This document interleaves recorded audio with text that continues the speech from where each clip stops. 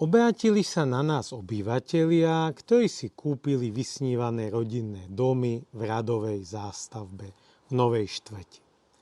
Žiaľ, ale už 3 roky majú neskolaudovanú príjazdovú cestu, osvetlenie. Všetko si hradia v rámci údržby sami. Sťažovali sa na obec, tvrdiac, že obec porušila svoju povinnosť a neprevzala do vlastníckeho práva príjazdovú komunikáciu. My sme tento prípad preskúmali a zistili sme, že obec stojí na správnej strane, že práva neporušila. Totižto neplatí povinnosť obce prevziať takúto komunikáciu do svojho vlastníctva. Obec tak môže spraviť za splnenia viacerých predpokladov.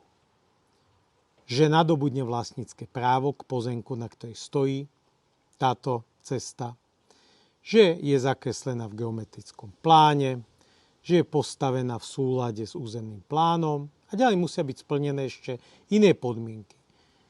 Príslušné zastupiteľstvo obecné musí dať s daným súhlas. Preto poučenia a varovanie pre obyvateľov, ktorí často celoživotné úspory investujú do nových rodinných domov. To, že sa vám skolauduje rodinný dom, ešte neznamená, že budú skolaudované cesty. A toto podstatne vie aj ovplyvniť potom cenu tejto nehnuteľnosti.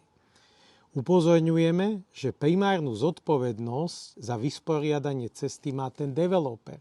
Preto pred kúpou domu pýtajte sa na to, či tá cesta, komunikácia budeš spĺňať všetky podmienky na to, aby obec mohla prevziať do svojho vlastníctva tú komunikáciu, o ňu sa starať, vynakladať prostriedky. Lebo v opačnom prípade táto ťarcha zostane na pleciach sklamaných obyvateľov.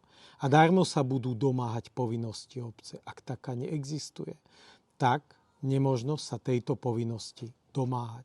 Preto treba si preverovať, informovať sa, žiadať písomnú informáciu od developera, od predávajúceho alebo od obci. Radšej 2-krát merať, ako raz rezať.